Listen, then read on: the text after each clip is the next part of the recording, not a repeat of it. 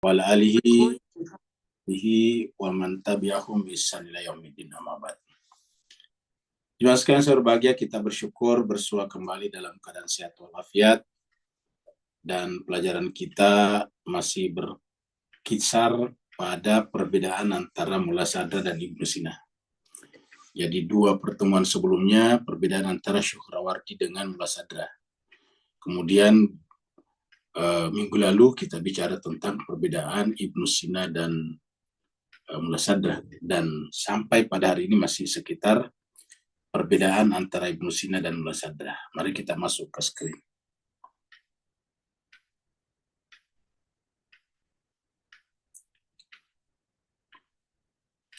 Ini terakhir pembahasan kita di sini ya. Tanggal 8 Februari. Hari ini adalah tanggal 15 Februari. 8 Februari minggu lalu. Jadi ini adalah perbedaan antara Mullah Sadra dan Ibnu Sina. Mari kita review dari sini. Mullah Sadra percaya bahwa cinta. Jadi kita sudah bicara cinta. Cinta dalam pengertian tasawuf atau irfan itu adalah ishq. Ya, di sini maksudnya ishq. Sebetulnya lebih tepat dengan kerinduan. Kalau cinta itu kan adalah hub. Jadi tapi kalau berkaitan dengan ishq itu adalah rindu. Jadi makanya ada kata-kata asyik, masyuk, merindu dan yang dirindukan. Merupakan suatu prinsip yang mengalir melalui pembuluh nadi alam semesta. Jadi cinta ini menurut Mullah Sadra adalah mengalir, menyeruak ke seluruh realitas. Artinya tidak ada realitas yang ada yang tanpa membawa berkas cahaya cinta. Dan hadir dalam semua tingkatan wujud. Semua tingkatan wujud. Kita tahu bahwa wujud itu bertingkat-tingkat kalau versi Mullah Sadra. Dalam pengertian bergradasi. Ya. Doktrin esoteris ini disinggung dalam tulisan-tulisan Ibnu Sina. Jadi esoteris itu adalah aspek dalam, bahwa semua yang kita lihat itu ada cinta di dalamnya. Disebutlah dengan esoteris. Jadi bahwa substansi dari setiap sesuatu, kata Ibnu Sina, kata Mullah Sadra, adalah cinta. Ya. Jadi bisa dikatakan bahwa inti esoterik pada semua sesuatu adalah cinta atau kaish, kerinduan kepada Tuhannya. Jadi doktrin ini disinggung dalam tulisan-tulisan Ibnu Sina juga. Ya. Sebagaimana kita lihat dalam karya yang terkenal Risalah fil Ishqi. Ya. Jadi ada karya yang terkenal Risalah fil Ishq. Risalah tentang kerinduan. Yang terkenal, sayangnya Ibnu Sina tidak pernah memberikan pembuktian yang lengkap mengenai prinsip ini atau mengintegrasikannya sebagai salah satu bagian organik ke dalam penjelasan-penjelasan metafisikanya. Nah, sekarang kita masuk pada paragraf baru. Jadi gerakan substansial yang ditolak oleh Ibnu Sina.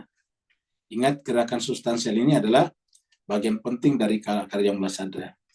Karena di dalam ajaran inti Mullah Sadra, yaitu asalatul wujud, prinsipalitas atau principality of existence, itu eksistensi itu bergradasi seperti mana cahaya semakin menjauh dari pusat semakin redup, semakin temaram, semakin gelap. Nah, begitu ya dengan wujud. Wujud itu bergradasi. Wujud tunggal tetapi bergradasi cara mengadanya, cara menyebarnya. Nah, gradasi inilah kemudian yang dipakai sebagai prinsip oleh Mullah Sadra. Disebut dengan tashkik al-wujud. Jadi ingat, tashkik al-wujud. Tashkik artinya gradasi, al-wujud wujud. Ya. Jadi gradasi wujud. Ya, the gradation of existence. Ya. Jadi gerakan substansial yang ditolak oleh Ibnu Sina, namun dikukuhkan oleh Mullah Sadra, juga menyebabkan perbedaan yang sangat mendasar bagi kedua tokoh ini dalam menjelaskan keabadian. Keabadian itu adalah kebakaan daripada surga. Ya. Dan haile atau kahail materi, semua masalah kebaruan, al-hudus atau newness. Ya. Hudus itu satu asal kata dan hadis. Jadi hadis itu secara bahasa juga diartikan pembicaraan, tapi secara bahasa juga diartikan baru. Kenapa? Karena setiap kita berbicara itu pasti baru, berurut-urut keluar. Kalau kita berbicara baru lagi, bicara baru lagi. Gitu. Maka pembicaraan itu adalah sesuatu yang selalu baru. Maka disebut dengan hadis. Ya, kebaruan namanya hudus. Ya. Jadi semua masalah kebaruan atau yang hudus atau bahasa Inggrisnya dari kata newness, ya, newness atau keabadian. Keabadian itu eternity, eternitas. Bahasa Arabnya adalah qidam. Jadi, semua masalah yang berkaitan dengan hudus dan keabadian atau keabadian, kebaruan dan keabadian, eternity, alam-alam, serta masalah yang menyangkut cara bagaimana tanaman dan binatang itu tumbuh. Jadi ini dijelaskan semua oleh Mullah Sadra. Perbedaan mereka dalam masalah ini akhirnya membedakan pandangan mereka terkait masalah-masalah kosmologi dan filsafat alam. Ya, jadi perbedaan mereka di dalam memandang wujud tadi menyebabkan perbedaan mereka dalam masalah-masalah kosmologi dan filsafat alam. Jadi dari situ permulaannya. Ya. Jadi permulaannya adalah dari sini. Ya. Dari mana masalahnya? Dari sini. Ya. Gerakan substansial. Ya. Yang ditolak oleh Ibnu Sina. Jadi ditolak Ibnu Sina. Jadi kita kasih warna merah di sini. Ya. Ditolak. Ya. Oleh Ibnu Sina. Ditolak oleh Ibnu Sina. Ya. Gerakan substansial yang ditolak oleh Ibnu Sina, namun dikukuhkan oleh Mullah Sadra, ya, juga menyebabkan perbedaan yang sangat mendasar bagi kedua tokoh ini dalam menjelaskan keabadian surga. Ya. Jadi menyebabkan perbedaan yang mendasar antara Mullah Sadra dengan Ibnu Sina dalam menjelaskan keabadian surga. Ya. Dan juga masalah hail. Hail itu adalah materi. Ingat kata hailomorfism. Dan semua masalah kebaruan yang baru. Atau masalah keabadian. Keabadian alam. Serta masalah yang menyangkut cara bagaimana tanaman dan binatang itu tumbuh. Jadi terjadi perbedaan. Karena masalah ini menyebabkan perbedaan. Karena Mullah Sadra menerima ini dan Ibnu Sina menolak ini, otomatis pasti terjadi perbedaan. Kenapa? Karena gerakan substansial ini bisa menjadi tulang punggung daripada pembahasan Mullah Sadra. Dan karena ini ditolak Ibnu Sina, otomatis berbeda di situ. Ya. Jadi perbedaannya dari sini, gerakan substansial. Jadi kita lihat nantinya dalam asalat wujud, prinsipalitas wujud, ada dua di sana. Ya. Ada dua hal yang sangat penting di sini. Ya. Di dalam asalat wujud. Ya. Asalatul wujud. Ya. Prinsipalitas wujud. Ya. Prinsipalitas.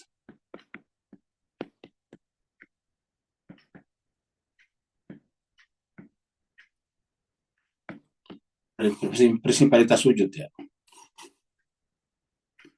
Ini prinsipalitas wujud. Ya. Asalatul wujud. Ada dua. Ya, kita terangkan dulu bahwa prinsipalitas wujud mengatakan bahwa yang ada itu cuma wujud, tidak ada selain wujud. Itu prinsip mendasar. Nah, bagaimana wujud itu bisa hadir pada semua yang ada? Nah, ada dua. Yang pertama ini, ya. Yang pertama adalah tentang gradasi wujud dulu. Namanya tashkik al-wujud, ya. Jadi tashkik al-wujud, ya. Bahasa kitanya gradasi wujud, ya. Gradasi wujud, ya. Gradation of existence, jadi gradasi wujud. Jadi adalah tashkik al-wujud. Ini artinya gradasi itu dari atas ke bawah. Dari yang paling terang ke yang paling redup. Itu tashkik al-wujud. Kemudian yang kedua, ada namanya haraka jauhariyah. Al-haraka al-jauhariyah. Jadi, haraka jauhariyah. Al-jauhariyah.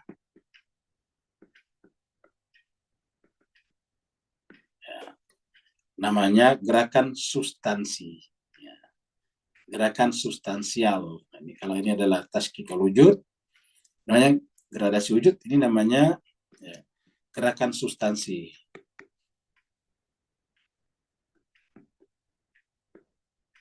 Substansi. Ya. Jadi tashkik artinya gradasi, haraka artinya gerakan. Makanya haraka ini adalah permulaan dari kata hamas. Hamas itu ya begitu. Haraka al-Islamiyah, gerakan Islam. Hamas itu gerakan al-Islamiyah. Jadi haraka itu gerakan substansi. Jadi dua prinsipnya. Ya, ini adalah dari atas ke bawah, dari wujud ya. Ini kan intinya wujud ya. Intinya di sini adalah wujud. Wujud. Nah, wujud itu ketika menjadi alam semesta dan sebagainya, itu adalah bergerak dari pusat ke tepi, pusat ke bawah, atau dari atas ke bawah, namanya bergradasi. Persis seperti cahaya. Sebaliknya ada gerak dari bawah ke atas, namanya gerakan substansi. Contohnya saya dari tanah, bergerak menjadi tumbuhan, bergerak menjadi hewan, bergerak menjadi manusia, kemudian bergerak menjadi malakuti. Nah, itu gerakan substansial dari bawah ke atas. Jadi ini adalah jadi ini adalah dari atas ke bawah. Ya, jadi kalau kita anggaplah sih biar gampang. Ya, katakanlah ini adalah wujud. Sedangkan di sini adalah maujudnya.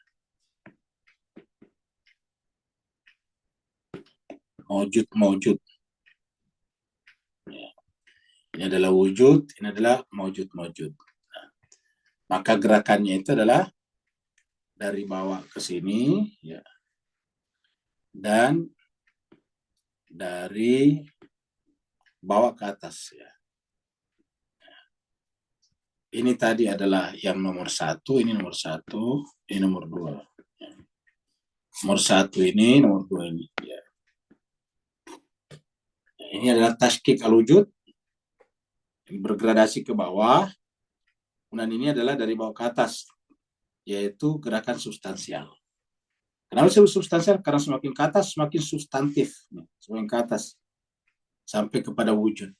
Jadi inilah gerakan yang terjadi sekarang. Gerakan bolak-balik dari bawah ke atas, dari atas ke bawah, kemudian dari bawah ke atas. Ya. Dari wujud ke maujud, dari maujud ke wujud.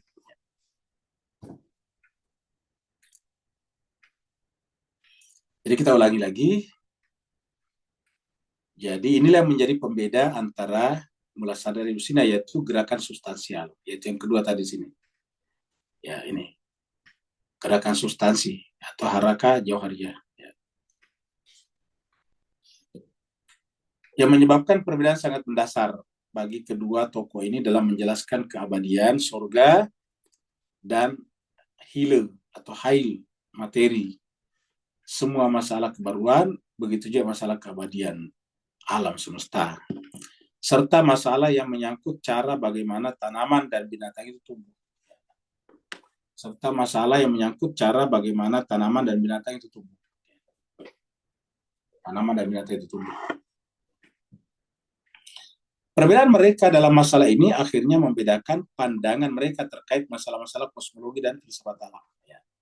Jadi konsekuensi dari perbedaan ini menyebabkan mereka ada perbedaan dalam masalah kosmologi dan filsafat alam. Ya. Karena awalnya sudah berbeda di sini. Ini diterima oleh Mula Sadra, ini ditolak oleh Ibnu Sina. Ya. Jadi kalau ini Mula Sadra menolak ini, menerima ini. Ya. Bahkan memang identik dengan Mula Sadra ini. Ya. Jadi gerakan substansial identik dengan Mula Sadra. Sedangkan Ibnu Sina menolak. Nah, konsekuensinya ya membedakan pandangan mereka terkait masalah-masalah kosmologi dan filsafat alam. Kosmologi itu tentang alam langit, alam semesta ini. Filsafat alam tentang alam, ya, tentang benda-benda yang nature, ya, natural. Dibandingkan dengan semua cabang filsafat tradisional, perbedaan mendasar antara Mulla Sadra dan Ibnu Sina mungkin lebih nyata di dalam bidang psikologi. Ya, jadi walaupun berbeda di sini, tapi ada lebih tinggi lagi perbedaannya, yaitu tentang psikologi. Ya. Kita lihat, dibandingkan dengan semua cabang filsafat tradisional, ingat cabang filsafat tradisional itu ada ontologi, epistemologi, dan aksiologi. Ya. Nanti kosmologi itu masuk dalam kategori bicarakan ontologi. Ya.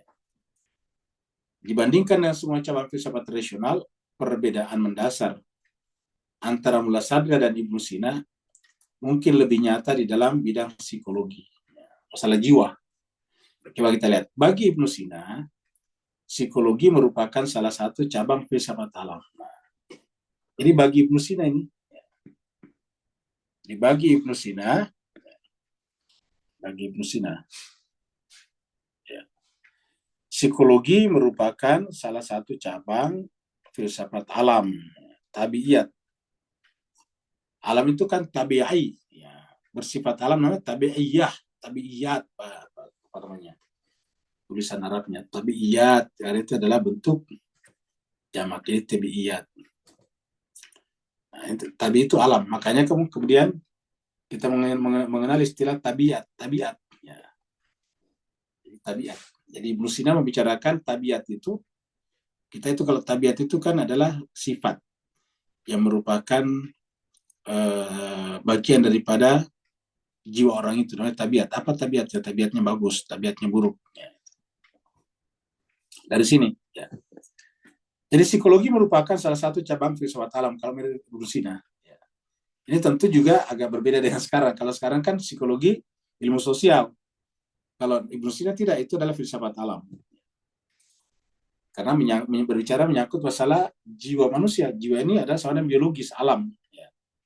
Jadi jiwa manusia itu adalah aspek psikologi itu bagi Ibnu Sina adalah bagian daripada biologi manusia, kejiwaan manusia. Yang lebih banyak membahas masalah fakultas-fakultas jiwa. Jadi yang dibicarakan adalah fakultas-fakultas jiwa. Ya. Jadi yang dibicarakan fakultas-fakultas jiwa. Sebaliknya, Mulla Sadra menganggap bahwa psikologi merupakan salah satu cabang metafisika. Di sebaliknya, Mulla Sadra menganggap bahwa psikologi merupakan salah satu cabang metafisika. Jadi beda sekali kan? Ini adalah fakultas jiwa, ya. Ini adalah filsafat alam. Ya, kita di sini adalah filsafat alam. Ya. Itu kata Ibnu Sina. Tapi kalau Mulla Sadra, ya, Mulla Sadra adalah kebalikannya. Mulla Sadra menganggap psikologi merupakan cabang metafisika. Metafisika. Ya. Masalah-masalah ilahiyat. Kalau filsafat alam kan berarti fisika, fisik. Ya. Sedangkan Ibnu Sina menganggap itu bukan fisik. Nah, jadi berdasarkan Ibnu Sina, jiwa itu adalah bagian daripada alam, fisik. Sedangkan bagi Mulla Sadra itu adalah bagian daripada beyond alam, metafisik. Ya. Bagian masalah-masalah ilahiyah. Ya. Kalau ini tadi bagian masalah-masalah kehidupan.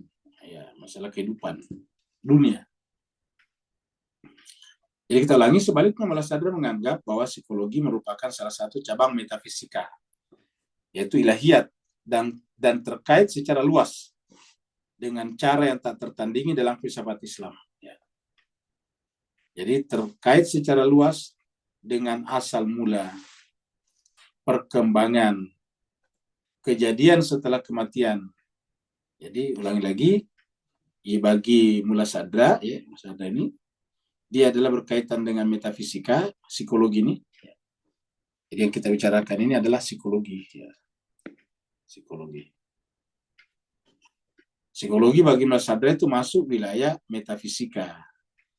Ya, metafisika itu ilahiyat dan terkait secara erat, secara luas dengan cara yang terkait dengan filsafat Islam, yaitu dengan asal mula. Ya, berkait dengan asal mula. Ya, asal mula, perkembangan, kejadian setelah kematian, dan enteleki. Ya. Enteleki akhir dari jiwa. Enteleki akhir daripada jiwa. Enteleki, kalau bahasa Inggris inteleki.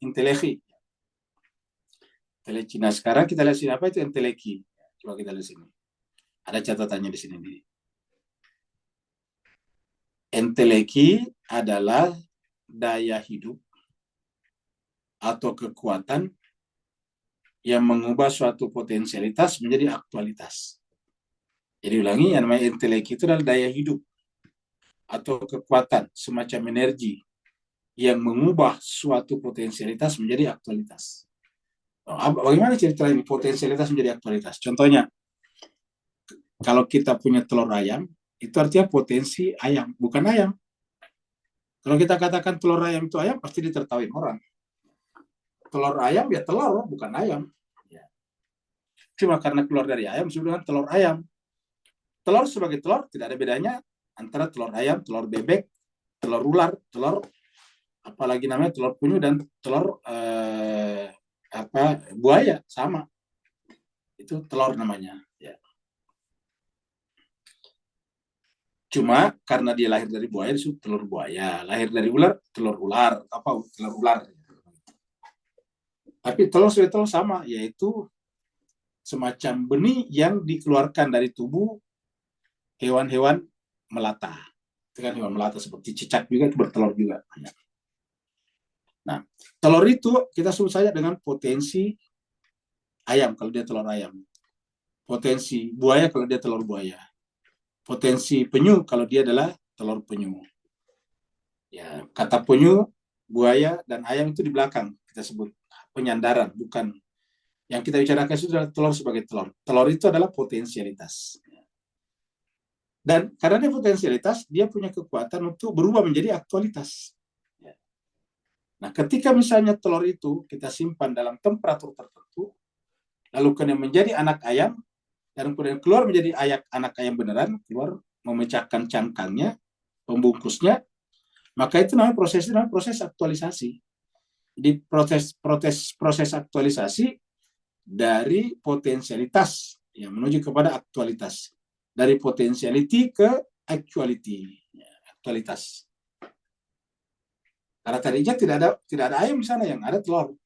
Kalau kita buka telur itu biasanya komponen utamanya cuma dua, putih telur dan kuning telur. Jadi kalau kita buka telur, komponen utamanya di dalam cuma dua macam, putih telurnya dan kuning telurnya. Tidak ada ayam di sana, tidak ada ular di sana, tidak ada penyu di sana. Ya, tetapi begitu telur itu disimpan pada temperatur tertentu, tiba-tiba keluar anak buaya, anak penyu, anak ayam. Ya.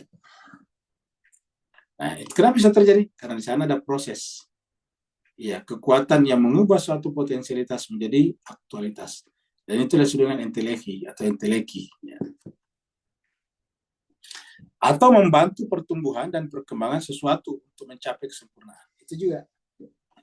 Contohnya misalnya ayam. Kan tumbuh menjadi ayam besar. Itu proses enteleki yang terjadi di sana. Dan itu ada gerak potensialitas menjadi aktualitas di sana. Karena tadinya kan ayamnya kecil. Ya. Sayapnya belum ada. Maksudnya belum bisa terbang. Kalau dia misalnya burung. Setelah dia menjadi besar, kok bisa terbang. Nah, itu kan ada proses penyempurnaan. Sudah jadi ayam, sudah jadi burung, sudah jadi buaya, tapi ada proses penyempurnaan dalamnya. Nah, proses itu juga pergerakan dari potensialitas menuju kepada aktualitas. Ya. Ini termasuk gerakan dari potensialitas menuju kepada aktualitas. Ya. Karena tumbuh itu termasuk di situ. Karena tadinya tidak ada. Tadinya tidak ada daun, tiba-tiba ada daun. Dari mana daunnya muncul? Nah, maka itu adalah sebuah gerakan potensialitas menuju kepada aktualitas. Nah, daya hidup atau kekuatan ya, yang bisa mengubah potensialitas menjadi aktualitas, ya atau membantu pertumbuhan dan perkembangan suatu untuk mencapai kesempurnaan disebut dengan enteleki. Ya. Enteleki. Kita kembali lagi ke sini. Ya. Jadi sudah jelas ya enteleki. Ya. Bahkan Mulla Sadra dan Ibnu Sina berbeda mengenai fakultas-fakultas jiwa. Jadi bahkan Mulla Sadra dan Ibnu Sina berbeda mengenai fakultas-fakultas jiwa. Dan bagaimana cara jiwa manusia dihubungkan dengan fakultas-fakultas lahir dan fakultas-fakultas batin. Ya.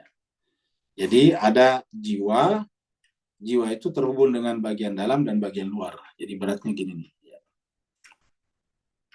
Jadi katakanlah misalnya di sini kita punya batas ya. Batas lahir dan batin ya. Yang di atas ini adalah lahir, lahiriah. Ya, yang di bawah adalah batin. Nah, kalau kita bikin di sini lingkaran, maka lingkaran ini ya,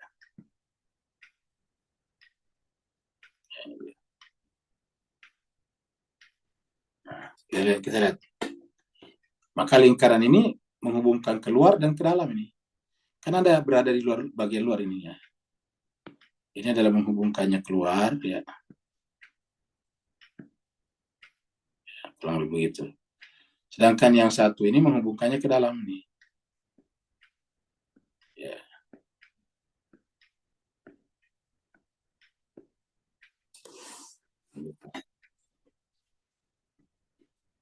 Jadi lahir dan batin. Ya, ini ada lingkaran di tengah-tengah sini. Nah, lingkaran inilah yang kemudian ya, disebut sebagai penghubung antara fakultas lahir dan fakultas batin. Ya, jadi sini, jadi fungsinya ini yang lingkaran ungu ini menghubungkan manusia dengan fakultas luar di dalam. Ya. Dunia luar, dunia dalam. Ya, batin.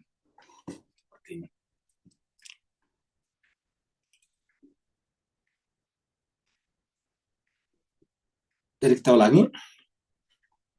Bahkan Mulla Sadra dan Ibnu Sina berbeda mengenai fakultas-fakultas jiwa dan bagaimana cara jiwa manusia dihubungkan dengan fakultas-fakultas lahir dan fakultas-fakultas batin.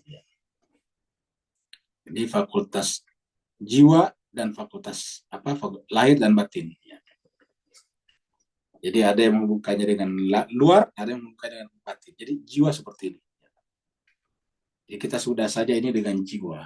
Ya, kita sebut ini sebagai jiwa. Dan jiwa yang menghubungkan manusia keluar dan ke dalam. Ya, dunia luar dan dunia dalam. Jadi jiwa seperti ini. Ya, jiwa adalah merupakan sarana untuk menghubungkan manusia dengan dunia luar dan dengan dunia dalam. Ya. Ini adalah dunia spiritual. Ini adalah dunia sosial atau dunia kosmos. Ya. Kita ulangi, bahkan Mulla Sadra dan Ibnu Sina berbeda mengenai fakultas-fakultas jiwa. Dan bagaimana cara jiwa manusia berhubungan dengan fakultas-fakultas lahir dan fakultas-fakultas batin. Karakteristik yang membedakan teosofi transenden. Karakteristik yang membedakan teosofi transenden dari ilmu-ilmu agama dan kalam jauh lebih jelas dan nyata jika dibandingkan dengan yang lain. Di karakteristik yang membedakan teosofi transenden dan ilmu-ilmu agama dan kalam jauh lebih jelas dan nyata jika dibandingkan dengan yang lain. Jadi teosofi transenden dari ilmu-ilmu agama dan kalam jauh lebih jelas ya, dan nyata jika dibandingkan dengan yang lain. Dalam hal ini teosofi transenden ya, hikmah muta'aliyah ya. Ya, jadi kita bicara hikmah muta'aliyah.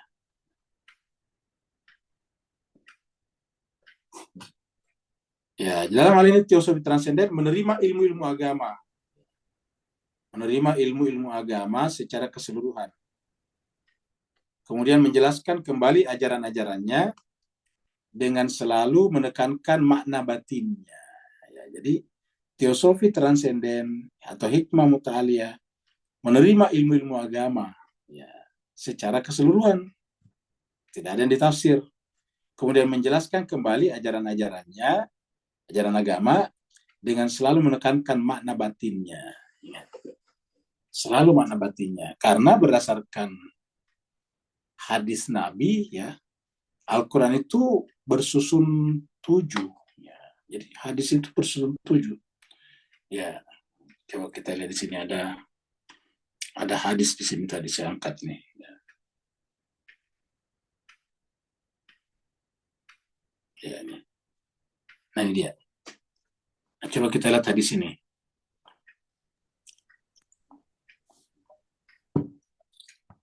Nah, coba kita perhatikan. Ya. Al-Quran itu 7 huruf. 7 huruf maksudnya 7 susun, bukan 7 huruf saja. Kalau 7 huruf itu kan sedikit sekali. Jadi bahasa Arab itu apa namanya hurufnya ada 28 huruf dan terbagi dua, 14 yang syamsiah, 14 yang komariah. Kalau huruf, jadi kata huruf di sini bukan huruf itu, tapi maksudnya itu ada A, B, C, D ke bawah. Itu kan misalnya kalau kita nerangkan sesuatu, misalnya gini, kita misalnya mau bicara tentang makna makan. Makna pertama, makan itu adalah masukkan sesuatu ke dalam mulut, kan begitu. A. Makna kedua, B. Makan itu artinya korupsi, ya bisa korupsi. Ya, itu makan juga. Ya. C. Makan juga bisa bermakna melanggar aturan. Itu makan juga. Seperti contohnya makan jalan. Makan bahu jalan, kan begitu. Rumah kita melanggar aturan. Terlalu jauh keluar ke pinggir jalan, makan bahu jalan. Makan jalan. Itu makan juga. Ada lagi misalnya namanya pagar makan tanaman. Itu makan juga. Gitu. Jadi banyak makna sampai ke 7. Ya. D, E, F. Ya. Jadi ini 1, 2, 3, 4, 5. Satu lagi. A, B, C, D, F, G, A, B, C, D, E, F, G. Ya, sampai G. Kan 7. 1, 2, 3, 4, 5, 6, 7. Ya. Jadi 7. Jadi kata huruf pada 7 itu artinya berlapis ke bawah. 7 lapis. Jadi kita dengan ya, kita sebut ini sebagai 7 lapis. Ya. 7 lapis yang ditulis dengan 7 huruf. Ada huruf A, B, C, D sampai G, 7 lapis. Nah, jadi pengertian hadis ini, Al-Quran 7 huruf, itu artinya seperti itu. Kita baca hadisnya dari Imam Ahmad. Haddatsana Bahzun, haddatsana Hamad ibn Salamah. Akhbarana Qatadah anil Hasan an Samurah anna Rasulullah sallallahu alaihi wasallam qala. Dari Samurah mengatakan bahwa Rasulullah SAW bersabda, Nazal al-Qur'anu, Al-Quran itu turun ala atas sab'ati ahrufin, atas 7 huruf. Ya. Ada 7 huruf. Ada juga kalangan kiraat mengartikan dengan 7 jenis kiraat. Ya, jadi sab'ah ahrufin itu 7 jenis kiraat. Tapi itu kiraat Al-Quran. Yang kita bicara tentang filsafat. Kita artikan sab'ah ahrufin di sini 7 lapis, bersusun 7 ke bawah. Ya. Jadi Al-Quran itu punya 7 susunan ke bawah, pengertian-pengertian. Nah, yang paling di bawah nanti adalah apa? Yang paling di bawah nanti adalah sesuai dengan takwilnya. Ya. Jadi Al-Quran turun dengan 7 huruf. Ya. Nah, jadi dengan demikian dia harus ini menekankan makna batinia yang paling di bawah di sini. Makna batinia. Makna batinnya. Nah, makna batinnya inilah yang kemudian disebut dengan istilah kembali ke awal, takwil. Nah, ini tadi kita terangkan ini ketika bicara tentang takwil di surat Yunus ini, ada sini ya. Surat Yunus ada kata takwil di mana nih? Ya. Takwilnya. Ya. Takwil. Yang tidak di sini. Jadi harusnya ada kata takwil di sini. Nah, ya takwilnya nih tadi nih. Ya, nih.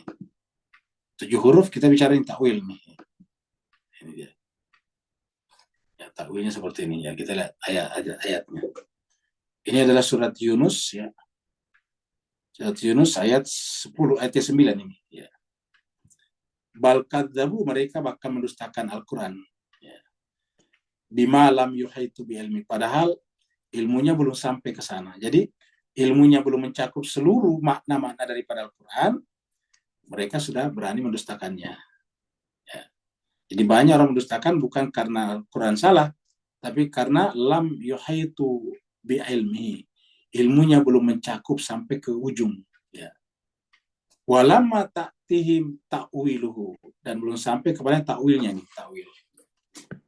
Jadi ada kata-kata yuhitu bihi ilmihi dan ada kata ta'wil di sini. Ta'wil itu artinya kembali ke awal. Ya. Ta'wil itu dari kata awal. Ya. Jadi ta'wil ke awal. Jadi kalau ke awal artinya apa? Kita bawa ke sini tadi. Ya, berarti sampai ke bawah. Awalnya kan dari sini kan dari apa namanya? Dari Tuhan. Ya, katakan dari Allah.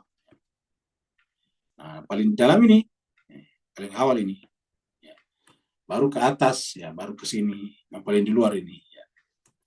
Nah, takwilnya ini makanya untuk mencapai derajat ini, kalau kita dari luar ke bawah, ya, kita harus masuk ke sini. Ya, kita harus bergerak masuk ke sini. Ya, untuk sampai ke sini. Nah, pada level inilah yang ketujuh, yang kedelapan inilah yang disebut dengan takwil. Ya, takwil. Kalau aslinya itu takwil, ya. Karena dari kata awal. Ya. Ya. Jadi ini adalah dari sini. Takwil. Awal. Makanya untuk mencapai di situ derajat ini takwil, ya. Mencapai derajat takwil ini tadi kita butuh yang namanya ini. Kita butuh namanya mendalam dalam ilmu, ya, seperti dalam surat Ali Imran sini. Surat Ali Imran ayat 7. Ya. Walladzi, dialah Allah yang anzala, menurunkan alaika kepada Muhammad Alkitab-kitab suci. Minhu ayatun muhkamatun. Ya, dari ayat Alkitab ini ada dua macam, ada ayat yang muhkamat dan ada yang mutasyabihat. Fa'amal ladzina fi qulubihim, adapun orang yang di dalam kalbunya ada zaikun, kecondongan kepada yang salah, condong bukan salah tapi condong kepada yang salah, fayattabi'una ma tasyabaha minhu. Mereka mengikuti yang mutasyabihat dengan ibtigha al-fitnah, untuk menimbulkan fitnah, wa ibtigha ta'wili, dengan mencari-cari takwilnya. Ibtigha al-fitnah wa ibtigha ta'wili. Nah, wa ma ya'lamu ta'wilahu, pada tidak ada yang tahu takwilnya, ini takwil, illallah, kecuali Allah, warasikhuna fil ilmi, dan orang yang mendalam dalam ilmu, warasikhuna fil ilmi. Nah, rasio ini yang sangat-sangat mendalam berarti di sini. Ya. Ya, berarti di sini tadi yang paling di bawah. Sayang karena yang maju orang Cina, maka mereka menyebut AI-nya dengan DeepSeek ya. Jadi AI-nya Cina itu namanya kan DeepSeek ya. DeepSeek. Nah, disambung. Nah, DeepSeek artinya pencarian mendalam. Nah, harusnya kita pencarian mendalam di sini. Nah, jadi harusnya pencarian mendalam ini adalah takwil sebetulnya kalau versi bahasa Arab ini. Takwil. DeepSeek itu kan pencarian mendalam. Ya. Sama kalau kita katakan deep dive, menyelam mendalam. Ini mencari secara mendalam. Nah, sebetulnya ar-rasikhuna fil ilmi adalah DeepSeek, mencari yang paling dalam, yang nomor 7 ini. Ya, inilah yang akan kembali bersandar kepada Allah. Jadi sayangnya mereka adalah ibtigha at-ta'wili. Ya. Padahal tidak ada yang tahu ta'wilnya kecuali dua, Allah dan ar-rasikhuna fil ilmi. Nah, jadi itu intinya, rasikhuna fil ilmi. Kita kembali lagi ke sini. Nah, jadi inilah makna batin. Sebagai contoh, di dalam tafsir Al-Qur'annya, ya, yang membentuk satu bagian dasar dari teosofi transenden. Jadi di dalam tafsir Al-Quran daripada Mullah Sadra, termasuk bagian dasar, termasuk bagian tak terpisahkan dari teosofi transenden. Jadi artinya apa? Mullah Sadra menjadikan tafsir Al-Quran itu sebagai bagian penting dalam hikmah ta'aliyah. Ya, seperti itu, teosofi transenden.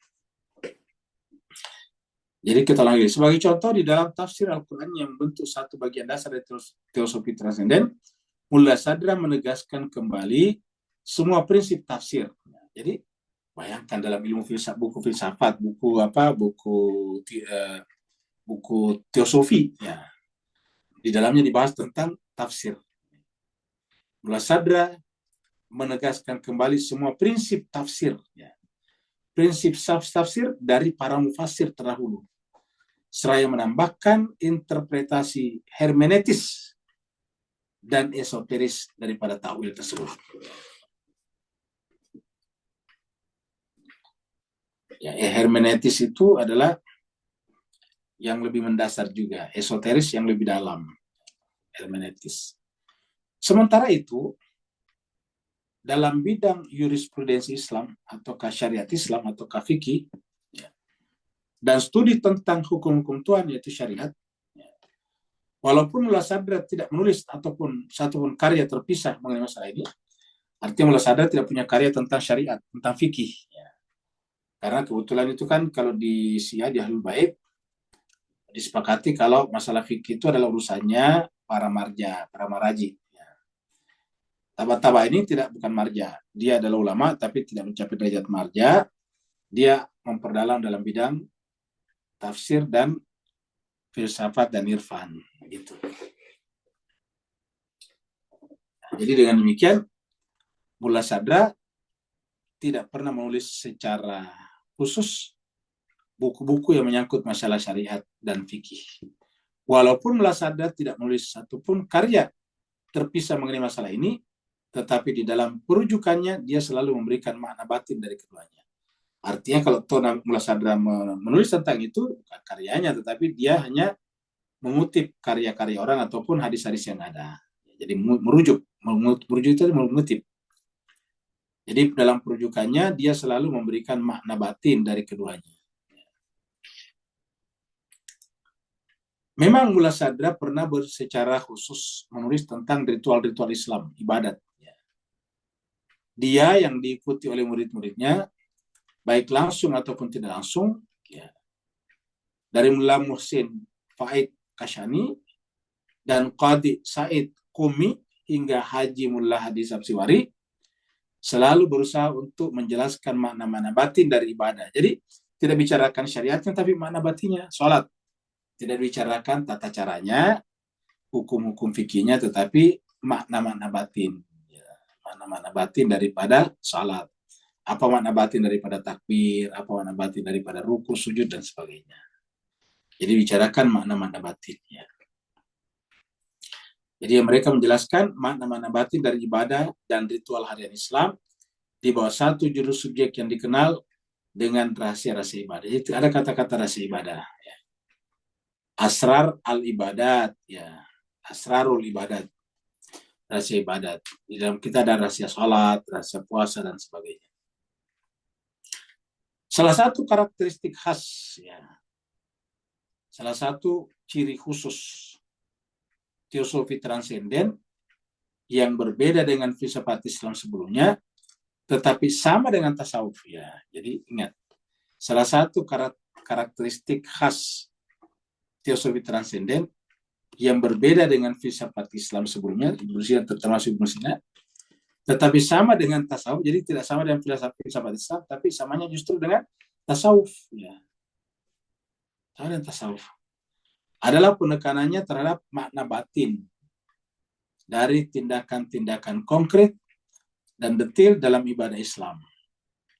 Sementara filosofi Islam awal seperti semisal Ibnu Sina hanya membahas makna ibadah secara umum. Ya, secara umum saja. Nah, kita lihat ada dua kutipan di sini, 23 dan 20, 20 dan 23. Kita lihat sini. Mana ini bukunya?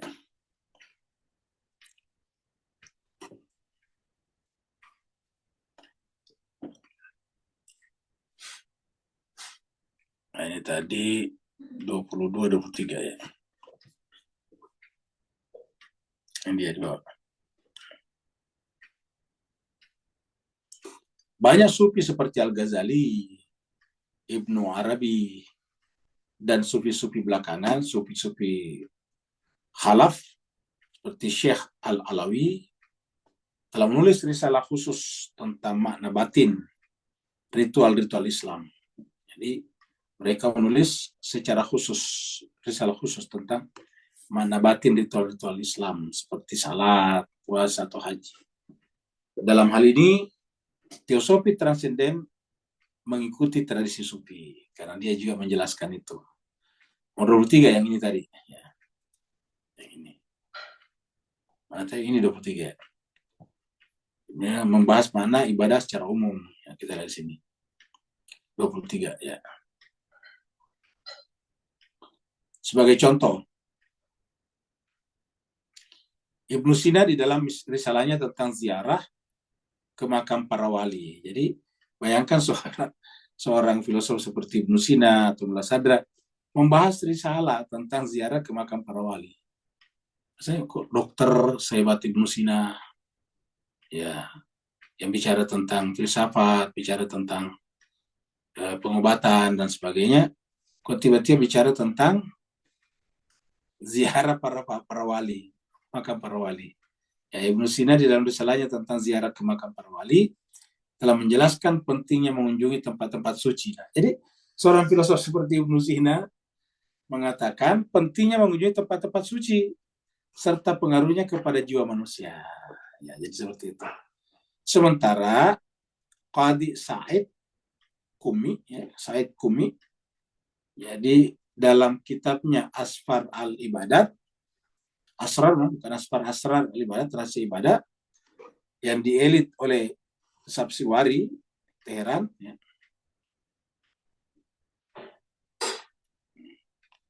Pada tahun 1339 Hijriah, berarti baru.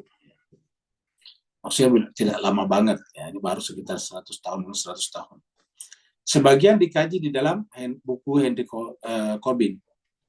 Dalam bukunya Configuration du Temple, Configuration du Temple, de la Kaaba comme secret de la vie spirituelle.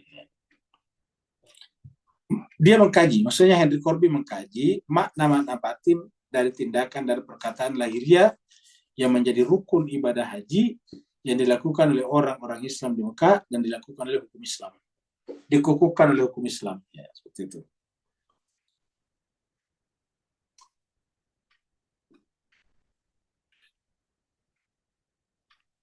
Kita teruskan di sini.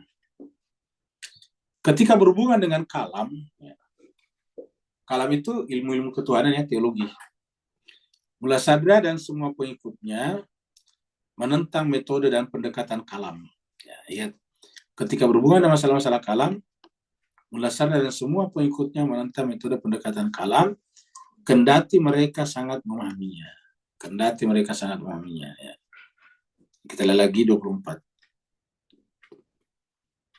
24 ini.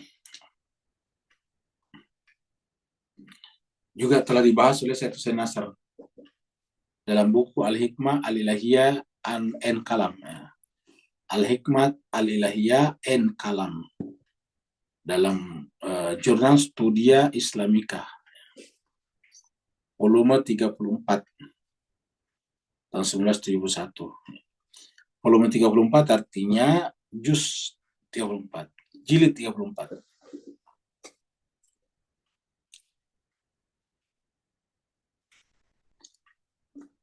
Teosofi transenden menyerupai kalam. Jadi transenden menyerupai kalam dalam pengertian bahwa ia juga teosofi transenden Al-Hikmah Mutaliyah juga memperhatikan semua masalah yang dikaji dalam kalam. Padahal banyak masalah teologi dan keagamaan dalam kalam yang tidak diperhatikan oleh filosof muslim awal. Jadi banyak masalah ketuhanan dan keagamaan dalam kalam itu kurang diperhatikan oleh filosof muslim awal.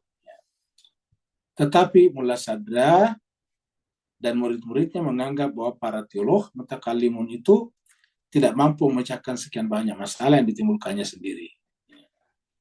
Mullah Sadra dan murid-muridnya secara khusus mengkritik voluntarisme seperti itu. Voluntarisme itu berpindah-pindah. Para voluntarisme para teolog yang merupakan salah satu ciri menonjol dari mazhab Asy'ariyah. Jadi salah satu ciri menonjol daripada mazhab Asy'ariyah itu adalah voluntarisme teolog. Teosofi transenden memecahkan semua masalah yang didiskusikan dalam kalam dengan cara yang sangat metafisis dan bukan secara teologis, sehingga sangat membedakannya dengan metode kalam itu sendiri. Nah, jadi inilah pembahasan kita pada kesempatan kali ini. Tanggal 15 ya, bulan 2 25. Jemaah sekalian ya, hari ini adalah tanggal 25 ini. Tanggal 15 ya, tanggal 15. Kita lihat di sini. Tanggal 15, mana tanggal sini nih. Ya, tanggal 15 ya. Ini tanggal 15 ini nih. Ya, hari ini tanggal 15 ini Sabtu. Ya, minggu depan tanggal 22. Sabtu depan. Minggu berikutnya, hari Sabtu berikutnya lagi, ini sudah tanggal 1 Maret. Kalau versi Muhammadiyah telah mengumumkan bahwa 1 Ramadan itu jatuh pada tanggal 1 Maret di sini. Jadi kalau versi Muhammadiyah, hari Sabtu, 2 hari Sabtu depan, itu kita sudah berpuasa. Gitu, kalau versi Muhammadiyah ya. Kalau versi Ahlul Bait atau Muhammadiyah belum, tapi versi Muhammadiyah telah menentukan 1 Maret itu di sini hari Sabtu, 2 Sabtu depan sudah Ramadan. Nah, kalau itu benar jemaah sekalian, ya maka berarti bahwa pertemuan kita di Hikmah ini paling tinggal 1 kali lagi, yaitu tanggal 22. Setelah itu kita akan libur panjang, karena seperti mana sebelumnya, semua aktivitas selain daripada tafsir berhenti selama bulan Ramadan. Bukan dianggap tidak penting, tetapi Ramadan itu adalah bulannya Al-Quran, maka selama bulan Ramadan, tafsir kita atau pembacaan Al-Quran kita dilakukan 2 kali 1 hari. Setiap hari dan 2 kali. Seperti tahun lalu, pertama kita lakukan kalau pagi, setelah sahur, setelah salat subuh, kemudian kita lakukan menjelang buka puasa, sore hari, jadi 2. Nah, otomatis aktivitas hikmah dan irfan tidak ada lagi 2 minggu ke depan. Ya. Jadi setelah itu kita libur panjang, biasanya lebih 1 bulan, bahkan terkadang hampir 2 bulan. Karena libur setelah Ramadan juga terkadang cukup panjang. Ya. Mudah-mudahan Allah memanjangkan umur kita untuk terus-menerus belajar. Dan insya Allah berarti pertemuan kita tentang hikmah ini paling banter tinggal 1 kali pertemuan lagi, yaitu Sabtu depan. Terima kasih banyak atas perhatiannya. Mohon maaf atas segala kekurangan. Yang mau bertanya dipersilakan. Waalaikumsalam. Waalaikumsalam. Silakan Pak Nur.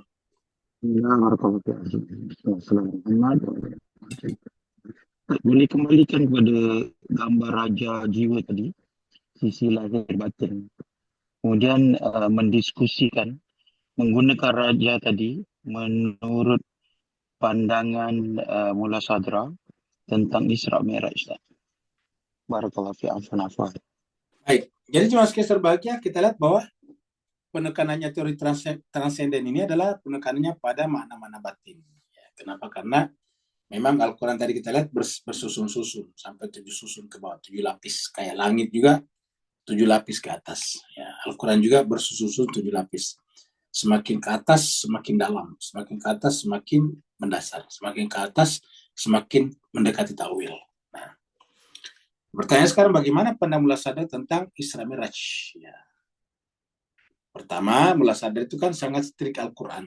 Dengan demikian, Mullah Sadra itu mengakui adanya peristiwa Isra Mi'raj secara fisik, terutama perjalanan Nabi dari Mekah ke Baitul Maqdis. Ya. Dari Baitullah yang ada di Mekah ke Baitul Maqdis yang ada di Palestina, itu Mullah Sadra mengakuinya. Nah, kemudian yang kedua, Mullah Sadra hanya menafsirkan atau menjelaskan bahwa perjalanan Mi'raj itulah yang disebut dengan pergerakan substansi, haraka jauhariyah. Jadi itu adalah haraka jauhariyah itu kalau Mi'raj ke atas. Karena Mi'raj ke atas itu artinya menempuh langit yang 7 tadi. Ya. Ingat dalam pandangan dalam pandangan Miraj itu kan ada 7 lapis langit. Ya. Jadi ibaratnya kalau langit itu ke bawah jadinya, ini kan semakin cetek ya, semakin dangkal. Ini yang paling dekat dengan panca indera kita. Dalam, dalam, dalam. Jadi kalau kita langit ini naik, naik, naik ya, naik ke langit. Ya. Jadi bagi Mulasadra, ya susunan-susunan ini adalah merupakan gerakan substansi nantinya untuk sampai ke langit, untuk sampai kepada yang paling substansi. Jadi dengan demikian itu adalah perjalanan safar rohani, safar akal untuk sampai kepada langit yang ketujuh. Karena kebetulan 7 juga. Jadi tadi hadis mengatakan sab'a ahrufin, 7 huruf. Al-Quran mengatakan sab'a samawat, 7 lapis langit.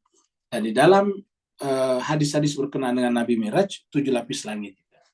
Dengan demikian semakin ke atas, semakin. Jadi kalau kita tarik ke atas ini, kita susun ke atas ini. Katakanlah begini. Jadi langit yang ketujuh, ya katakanlah begitu. Yang keenam, yang kelima, yang ketiga, yang keempat, yang ketiga, yang kedua, yang ke-1 di sini ya, kira-kira gitu. Jadi kalau kita sebutin dengan tadi A, ya, B, C, D, E, F, G di atas ya. Jadi ini adalah perjalanan ke atas. Ya, ini adalah perjalanan naik ke atas. Ya. Nah, ini dia. Ini dengan harakah jahriyah. Sedangkan kalau tadi tashkik al-wujud dari atas ke bawah sini.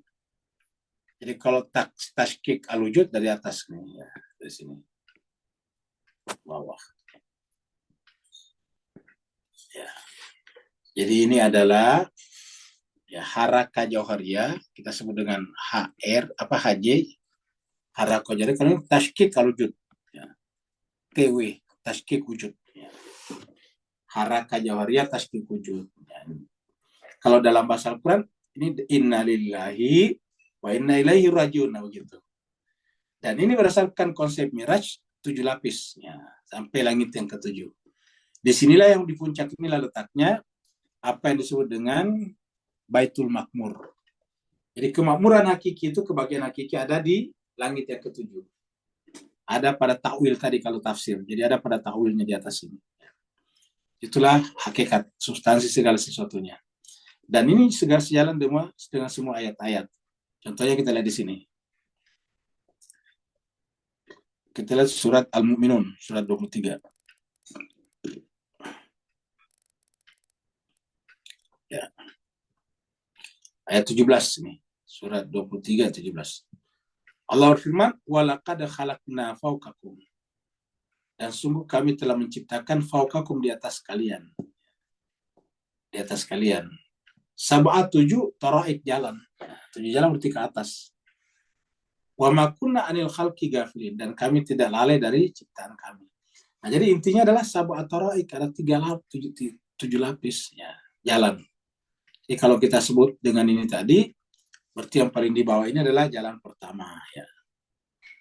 Jalan pertama, jalan kedua, atau tarikah 1, tarikah 2, tarikah 3, dan seterusnya sampai yang ke-7. Kenapa? Karena berdasarkan ayat ini adalah fauqakum sab'at taraik.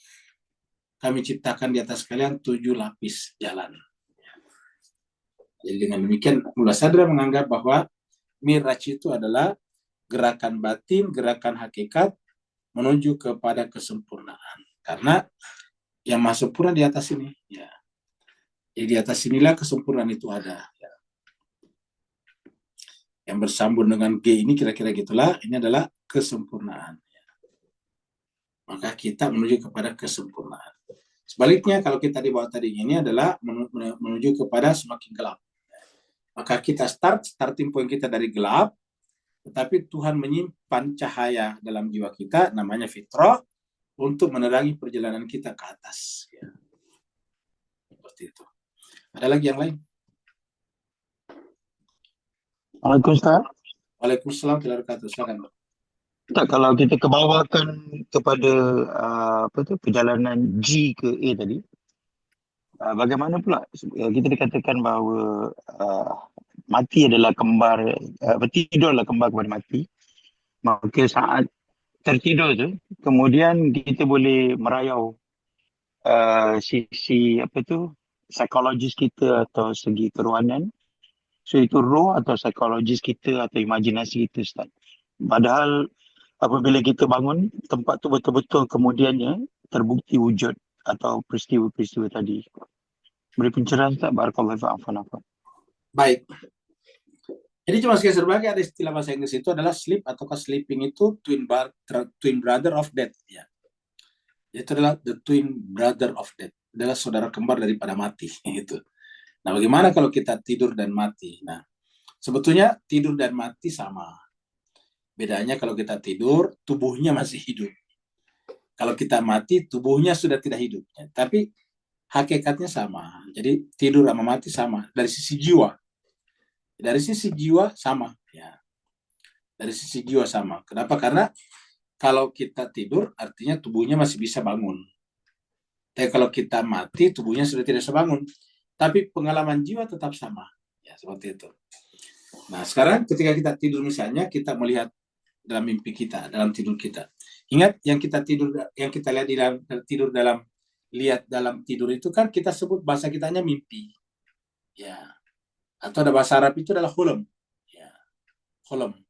Kalau kita mimpi, ya, jadi bahasa Arabnya itu hulum, ya. Alumma itu adalah mimpi. Kalau kita kan, ya, mimpi. Nah, sebetulnya itu kan penamaan. Jadi kata mimpi itu adalah nama, penamaan, ya. Mimpi ini adalah penamaan terhadap, ya, sesuatu yang kita lihat saat tidur, ya. Saat tidur atau dalam tidur, ya. Kalau ada sesuatu yang kita lihat, bukan hanya lihat, ya, dengar, kan bisa didengar juga suaranya. Rasakan juga ada di sana, tapi kita wakili dengan kata lihat. Jadi kata lihat di sini termasuk di dalamnya mendengar, termasuk di dalamnya merasakan, saya rasa dingin dan sebagainya. Saat tertidur, ya, itu kita sudah mimpi. Ya, pertanyaannya, ya, apakah ini real atau tidak? Nah, ini. Real or not? Ya, ini pertanyaannya. Ya. Real atau tidak? Nah, kamu gitu. Nah, kalau kita kaitkan dengan terjaga atau tidak tidur, kita sebut dengan tidak real, kamu gitu. Kenapa? Karena kaitkan dengan bangun. Makanya itu dengan mimpi. Tapi kalau tidak dikaitkan dengan bangun, misalnya mati, kan berarti real. Nah, kamu gitu. Jadi cuma sekalian dengan demikian sebetulnya bisa kita katakan bahwa hakikat mimpi itu adalah real, nyata. Jadi ini sebetulnya adalah nyata ini, ya, real. Jadi mimpi ini adalah nyata. Ya. Cuma kita sebut mimpi karena kita masih hidup, ya, sehingga kita katakan itu mimpi, tidak tergapai pada siang harinya. Tetapi kalau kita kaitkan dengan kematian, ya itu nyata, real. Itulah yang nyata sungguhnya. Ya. Justru hidup ini tidak nyata. Makanya kan Imam Ali mengatakan bahwa ketika orang tertidur, ketika orang meninggal, maka dia bangun. Ya, begitu. Jadi tidur itu adalah, ada itu istilah itu, nasumyam. Pada saat dia tertidur, pada saat dia terbangun, dia tertidur. Pada saat dia mati, dia baru terbangun. Nah, begitu. Nah, itu adalah manusia sebetulnya. Jadi yang real itu adalah setelah mati, yang real itu adalah yang kita lihat dalam mimpi. Jadi sebetulnya nama lainnya ini bukan mimpi sudah, tapi real. Ya. Reality, kamu gitu. Jadi reality ini sebetulnya mimpi. Kita menyebutnya mimpi karena ya itu tadi kita sekarang masih hidup. Padahal sebetulnya apa yang ada dalam mimpi itu adalah realitas. Nah, dengan demikian cuma sekali serbahagia, karena mimpi ini adalah real atau realitas, reality, maka otomatis yang nyata, yang reality itu adalah yang jiwa, yang dilihat oleh jiwa sebetulnya, bukan yang dirasakan oleh tubuh. Dan ini sejalan dengan ayat-ayat Al-Quran, mengatakan ma'indakum yanfadu wa ma'indallahi bakin. Apa yang ada di sisi kalian akan binasa, dan apa yang ada di sisi Allah itulah yang kekal. Kekal artinya nyata, ya. Begitu juga misalnya kulluman alayafan. Apa artinya kullu di sini? Semua yang kita lihat dalam hidup ini semuanya akan binasa, musnah, ya. Kecuali wajah Tuhanmu. Wa yabqa wajhu rabbika dzul jalali wal ikram. Jadi Yang nyata justru yang ada merupakan wajah Tuhan, dan wajah Tuhan itu adalah bersifat esoterik tadinya. Itu wajah Tuhan itu esoterik ya, bukan eksoterik. Yang terekspos itu bukan wajah Tuhan. Justru yang terekspos itu bisa terekspos karena ada esoterik di dalamnya. Jadi eksoteris bisa ada karena ada esoterisnya. Ya. Jadi bisa terekspos karena ada sesuatu yang dalam batinnya. Ya. Contoh misalnya, pohon kelapa itu tidak bisa terekspos kalau tidak ada hidup di dalamnya. Hidup itulah batinnya, tapi tidak kelihatan. Coba sekalian, ada nggak pernah di antara kita yang pernah melihat hidup? Yang kita lihat itu cuma gejalanya, yang namanya hidup itu semakin lama semakin besar berarti dia hidup. Ya. Kalau manusia, hewan bergerak-gerak berarti dia hidup. Nah, kayak gitu. Tapi ada nggak yang pernah melihat secara real, secara nyata itu hidup? Ya, seperti apa benda itu? Tidak ada yang melihatnya. Tetapi benar-benar ada nyata, hidup itu benar-benar nyata. Ya, seperti itu. Nah, dengan demikian, hidup itu walaupun tidak kelihatan, dia adalah hakikat, dia adalah esoterisnya. Sedangkan tadi tubuh hewan-hewan yang tambah besar, batang pokok-pokok atau tumbuh-tumbuhan yang semakin besar, termasuk jasad kita yang bergerak-gerak ini, itu yang sudah dengan eksoterik. Di dalamnya ada hidup, dan itulah esoterik. Dan hidup itu seperti cinta, kata Ibnu Sina tadi, atau seperti kata Mlasadra, adalah mengalir terus-menerus dari yang maha hidup. Jadi selama hidup ada, berarti ada sesuatu yang mengalir dari yang maha hidup. Nah, begitu. Jadi itulah sebabnya, maka sebetulnya yang nyata di dalam mimpi itu, yang dalam mimpi itulah yang nyata. Sedangkan yang nyata sekarang di alam sadar, di alam terjaga, itu adalah sebetulnya mimpi. Ini terbalik sebetulnya. Mimpi yang sesungguhnya ketika kita berjalan-jalan melihat kota-kota, melihat gedung-gedung, melihat pesawat-pesawat terbang di angkasa, itulah mimpi. Tapi begitu kita tertidur, nah itu real sebetulnya. Nah cuma karena kita tidak melihatnya dari sisi agama, dari sisi esoterik, maka kemudian kita menganggap gedung-gedung, pesawat-pesawat, kapal-kapal, kereta-kereta, rumah-rumah itulah yang nyata. Padahal berdasarkan konsep esoterik itu justru tidak nyata, akan punah kata Tuhan. Seperti itu. Ada lagi yang lain? Afwan, Ustaz. Ya, silakan. So, bukan ke konklusi mafhum mukhalafah daripada pertanyaan saya tadi itu, bahawa kalau kita kembali kepada asal usul teosofi tasawuf yang hakiki tadi, maka semua dipunahkan, semua ditiadakan, yang ada cuma Allah. Maka apa yang kita alami sekarang ni adalah satu igawan-igawan imajinasi yang kita ciptakan sementara kita perlukan waktu hidup ni. Dan itu sebabnya kita di Padang Karbala tu, Allah nak ambil apa pun, it's okay. Because end of the day dalam surah Taubah ayat 111 tadi, 111 tadi, bahawa everything is Allah punya. Walaupun Allah minta kamu berkorban, siapa nak berjual pada Allah? Padahal tu semua milik Allah, bukan milik kamu. So you got nothing to lose there. Boleh pencerahan Ustaz? Betul sekali, betul. Ini bagus, Pak. Kesimpulannya Pak Nur sudah bagus. Jadi satu ya, kita sampaikan bahwa sebetulnya apa yang kita lakukan di dunia ya igawan-igawan saja. Ini igawan-igawan saja yang kita buat karena kita butuh. Jadi semua yang kita lakukan di dunia ini yang kita bikin sendiri sebetulnya. Kita butuh bergerak cepat, kita bikin kereta, mobil, kita bikin pesawat, kapal terbang, kamu gitu. Kita bikin. Dan itu igawan-igawan. Kenapa? Karena hilang semuanya. Pada saat kita mati nggak digunakan ya. Pada saat kita mati, pesawat tidak berguna. Pada saat kita mati, kereta tidak berguna. Rumah tidak berguna, kan gitu.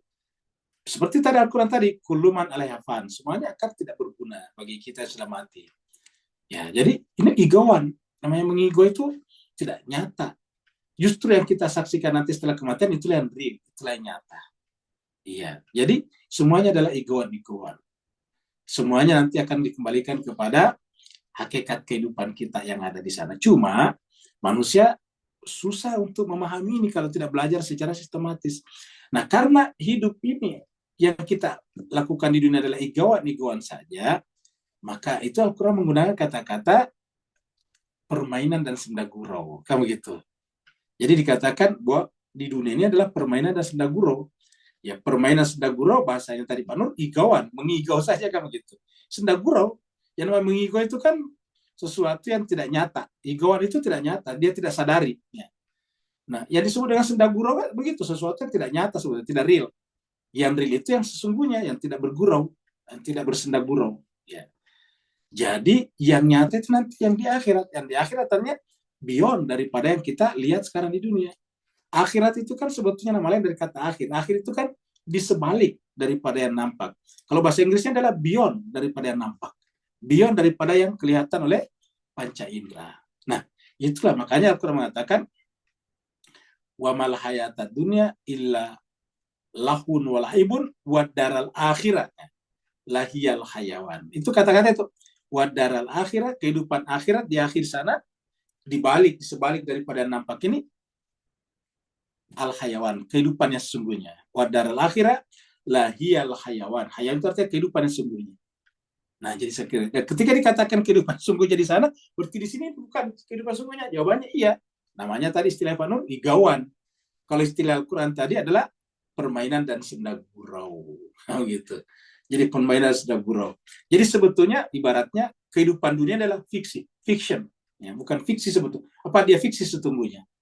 Dia bukan yang sungguhnya fiksi. Cerita fiksi itu cerita karangan. Kita mengarang karena kita butuhkan tadi, seperti kata Pak Nur. Kita bikin sawah-sawah padi karena kita butuh makan. Kita bikinlah sawah, kita tanam padi di sana, gitu. Itu semuanya adalah igauan kita buat karena kita butuh di dunia ini, ingat, di dunia ini. Nah, setelah nanti kita kembali ke sana tidak dibutuhkan lagi, maka tidak ada lagi. Makanya dengan demikian apa yang kita dapatkan seperti dalam surat At-Taubah 119 itu yang tadi malam juga kita bahas. Mari kita lihat. Ya, Taubah 119. Lihat. Nah, dengan demikian ya Mas Kaisar bahagia. Nah, akhirnya kita harus bersama dengan tadi. Jadi pada saat terjadi Karbala itu sebetulnya Karbala itu semacam simbol saja. Dunia kita sekarang Karbala. Dunia kita sekarang secara keseluruhan Karbala. Ya. Makanya kan dikatakan bahwa setiap hari adalah Syura, setiap tempat adalah Karbala. Kullu yaumin Asyura, kullu ardin Karbala, kan begitu. Setiap hari kita berada dalam Asyura, setiap tempat kita adalah Karbala. Untuk apa? Untuk selalu ada panggilan untuk ma'as-sadiqin. Kunu ma'as-sadiqin. Jadi ketika Imam Husain mengatakan hal min nasirin yansuruni, seakan-akan dia mengatakan hal minkum an yakuna minas sadiqin atau ma'as-sadiqin. Ya. Masih adakah di antara kalian yang mau bersama orang benar? Karena bersama orang benar itu artinya apa? Dia harus mengutamakan kehidupan di sananya. Dia tidak tertipu oleh kehidupan di sininya. Orang bisa ma'as-sadiqin kapan? Apabila dia menganggap bahwa kehidupan dunia ini adalah igauan. Ya. Istilahnya tadi adalah lahwun walaibun. Permainan dan senda gurau. Karena permainan dan senda gurau dan dia adalah igauan, tidak sesungguhnya, maka kalau kita menganggap itu asli, namanya tertipu. Ingat, kalau yang artificial kita artikan sebagai asli, original, kan tertipu namanya. Kalau yang original kita anggap original, ya kan benar. Tapi kalau yang artificial kita anggap original, kan tertipu namanya. Gitu. Yang original kita anggap artificial, kan tertipu namanya. Nah, ketika kita menganggap dunia ini, yang artificial ini, sebagai original, maka namanya tertipu. Maka kalau menganggap kenikmatan dunia ini adalah kenikmatan yang sesungguhnya, yang sejati, yang real, maka Tuhan mengatakan mata'ul ghurur. Ingat, itu adalah kesenangan yang menipu. Ya. Terima kasih banyak Pak Nur mengingatkan kita dengan ini. Ya ayyuhalladzina amanu taqullaha wa kunu ma'as-shadiqin. Kenapa? Karena yang shadiq itu, yang benar itu, yang sidq itu adalah akhirat. Dunia ini adalah kadhib. Dunia ini adalah bukan hakikat. Jadi kita sebut dengan dusta. Ya. Semua kenikmatan di dunia dusta. Dusta dalam pengertian bukan yang negatif, dalam pengertian bukan aslinya. Ya, bukan orinya, bukan originalnya. Originalnya nanti di akhirat. Di dunia ini adalah artifisial atau kebiasaan disebut dengan imitasi saja. Imitasi dari yang asli di sana. Jadi originalnya di akhirat, yang ada di dunia ini adalah imitasi saja. Ya, apa itu imitasi? Ya semacam penggandaan saja yang bukan aslinya, imitasi. Kayak seperti misalnya emas imitasi, kan gitu. Artinya bukan emas asli. Mirip emas kita lihat tapi bukan asli, bukan original. Ya, jadi dengan demikian yang original semuanya adalah nanti di akhirat. Maka dikatakan wadaral akhirah lahiyal hayawan. Ya, kehidupan akhirat itu adalah yang sesungguhnya. Kita lihat di sini nih, ya. Lahiyal hayawan, ya. Daral akhirah lahiyal hayawan. Ad-daral akhirah, ya, akhirah lahiyal hayawan. Ya, ini ada di bawah sini. Ini surat Al-Ankabut ini, ya. Ayat 64. Ya, kita lihat di sini. Surat 29 ayat 64. Ini. Nah, ini kata-katanya wa ma hadhil hayatud dunia. Dan tiadalah kehidupan dunia ini kecuali lahwun, senda gurau, walaibun permainan. Wa inna daral akhirat, dan sesungguhnya adar, kehidupan, kampung, al-akhirah, akhirat, laknya taukid, artinya benar-benar itulah al-hayawan, yang kehidupan yang sesungguhnya. Jadi adar al-akhirah, sesungguhnya ini dua taukidnya. Di sini ada inna, di sini ada lam taukid di sini. Wa inna daral akhirah, dan sesungguhnya kehidupan akhirat itu benar-benar itulah kehidupan yang sesungguhnya. Itulah hayawan. Kalau di ini kan bukan hayawan sebetulnya, dia disebut dengan lahwun walaibun. Nah, hayawan kehidupan sesungguhnya yang itu di akhirat. Cuma untungnya ada kata lau kanu ya'lam, seandainya mereka mengetahui. Nah, apa yang kita pelajari di sini dalam rangka mengetahui. Karena seandainya mereka mengetahui, dia tahu bahwa akhirat itulah sesungguhnya. Dunia ini adalah kehidupan senda gurau dan permainan. Kalau istilah Pak Nur tadi adalah igawan-igawan saja yang kita ciptakan sendiri. Sayang seribu sayang, manusia itu terlalu banyak takut kepada ciptaannya sendiri. Dia yang ciptakan, dia takut sendiri. Ya. Kalau tidak ada lagi, kita akhiri sampai di sini. Mohon maaf atas segala kekurangan. Wassalamualaikum warahmatullahi wabarakatuh. Waalaikumsalam warahmatullahi wabarakatuh. Waalaikumsalam warahmatullahi wabarakatuh. Terima kasih.